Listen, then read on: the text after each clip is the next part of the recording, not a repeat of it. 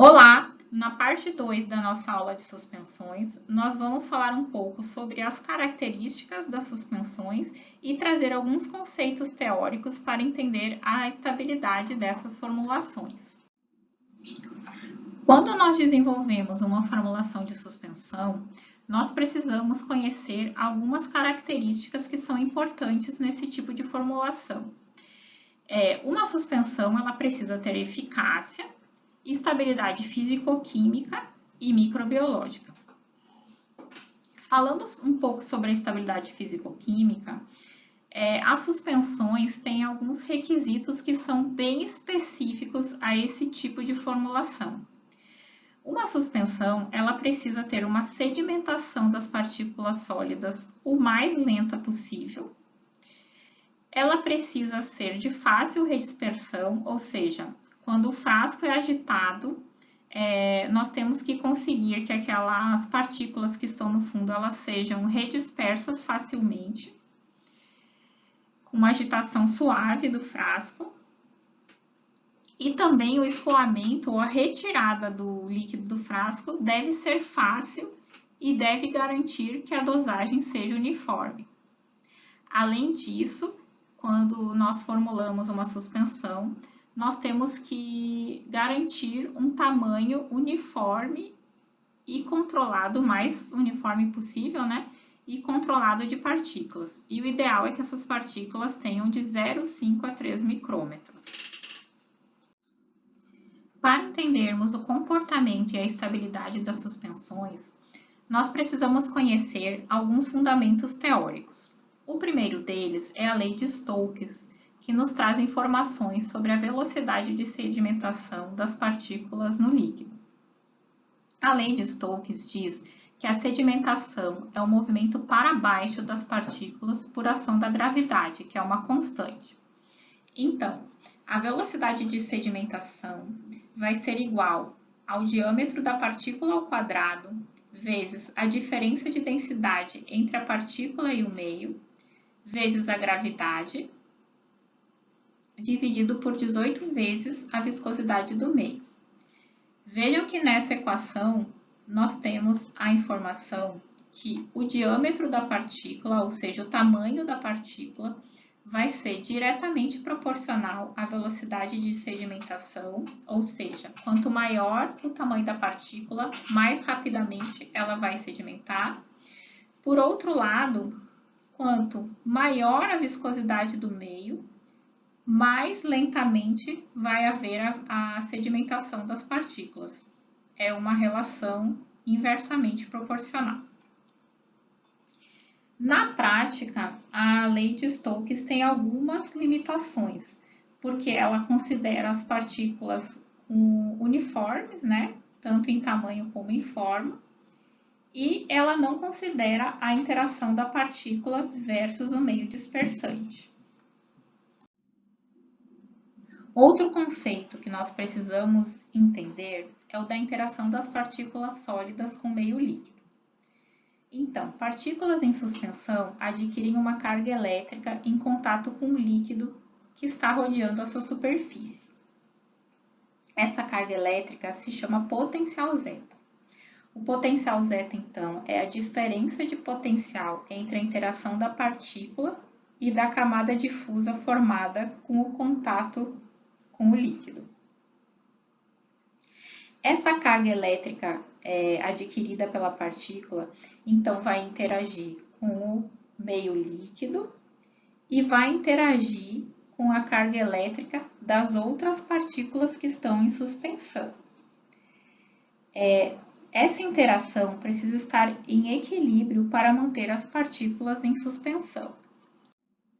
Então, em uma suspensão, a relação entre a sedimentação e a redispersão vai estar relacionada com a movimentação e a interação entre as partículas sólidas. Em uma suspensão em que as forças de repulsão entre as partículas são maiores que as forças de atração, nós vamos ter uma sedimentação mais lenta. Essa sedimentação lenta, ela vai formar ligações mais fortes.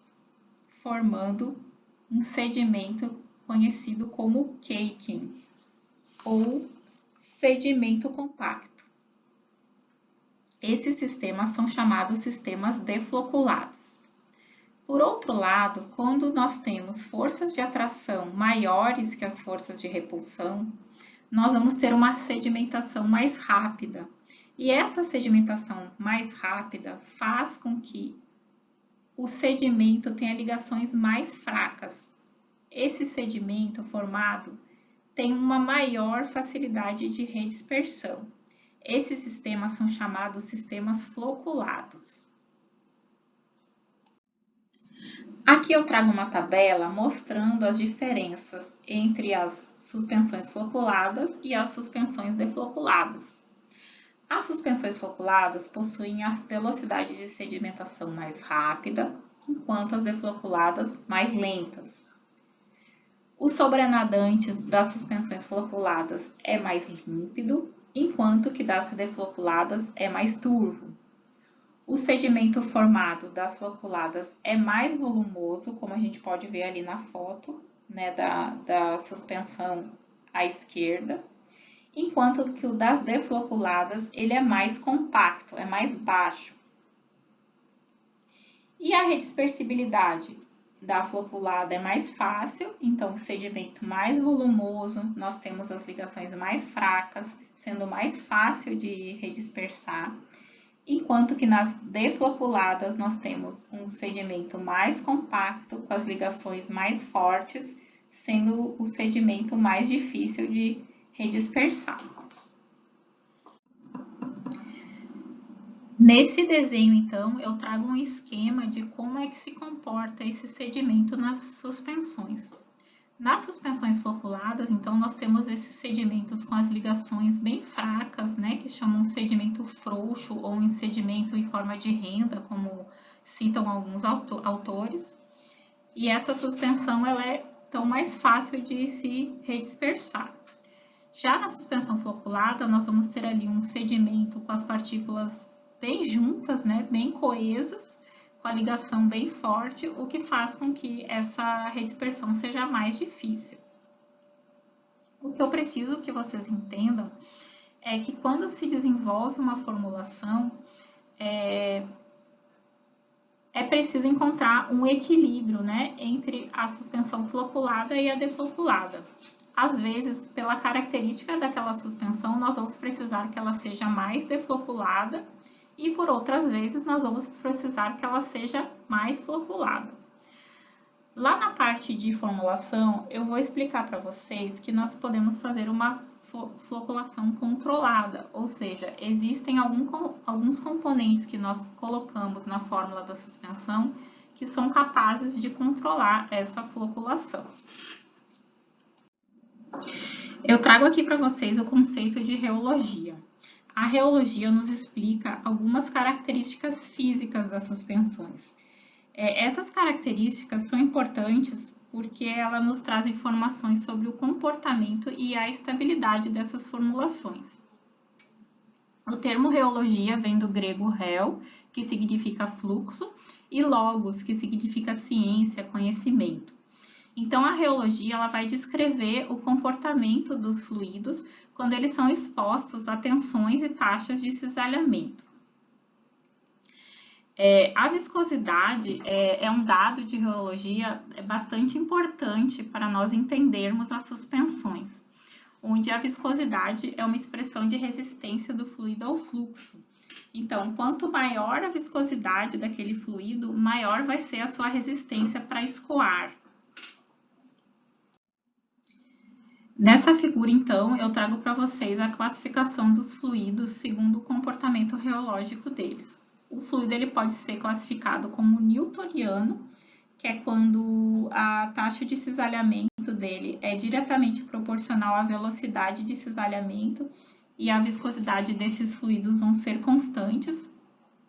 Como exemplo de um fluido newtoniano, nós temos a água. E os fluidos não newtonianos, que são aqueles fluidos que a taxa de cisalhamento e a velocidade de cisalhamento elas não são diretamente proporcionais, ou seja, elas não têm uma relação linear. E a viscosidade ela vai variar, então, de acordo com a variação dessas taxas e tensões de cisalhamento.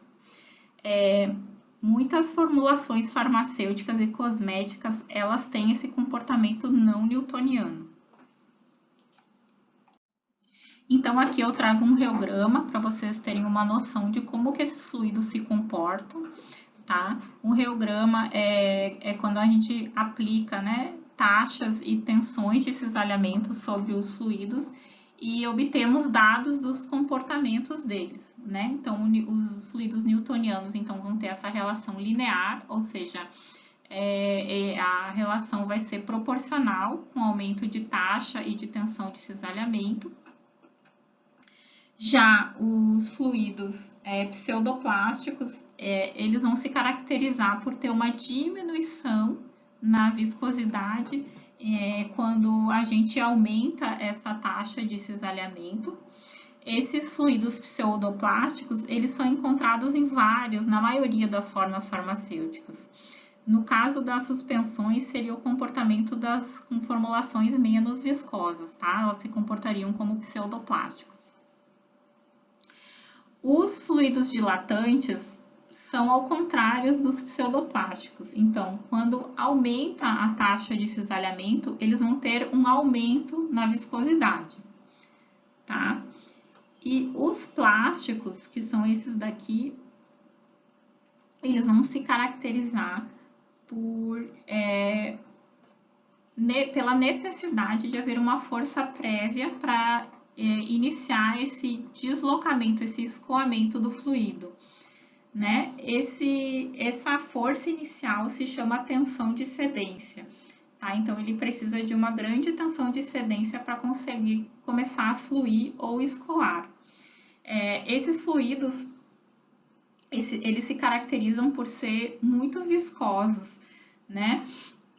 E a característica, então, daquelas suspensões bem viscosas, elas se comportam como fluidos plásticos.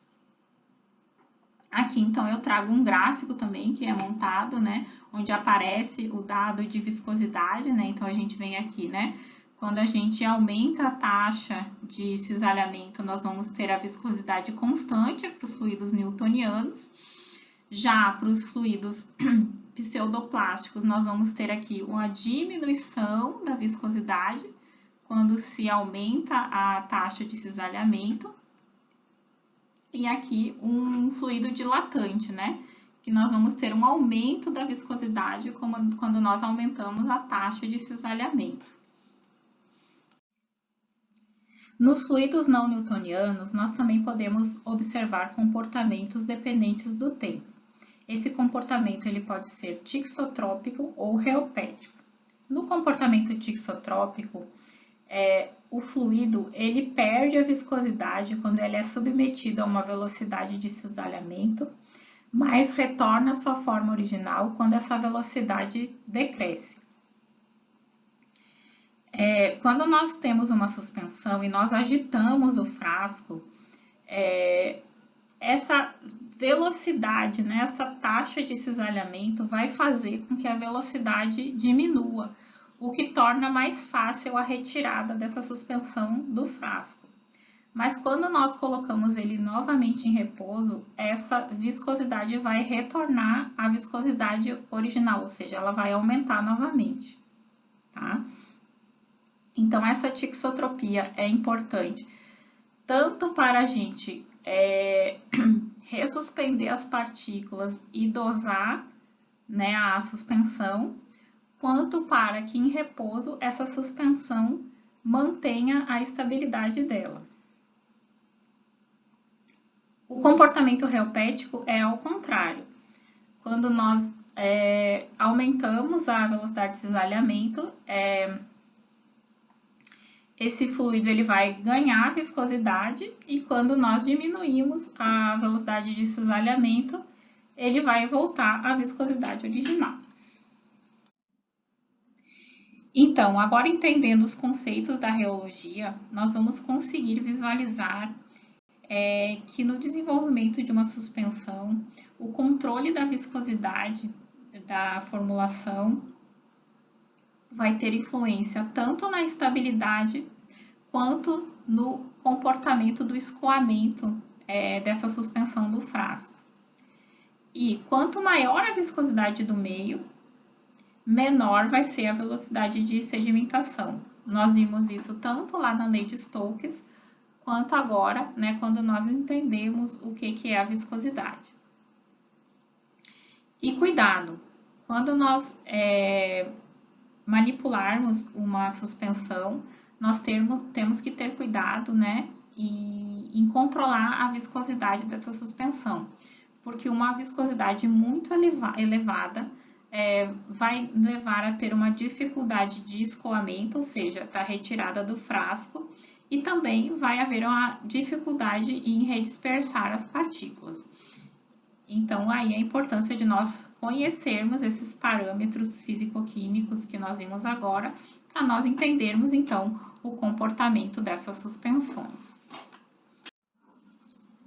Bem, chegamos ao fim da segunda parte da nossa aula.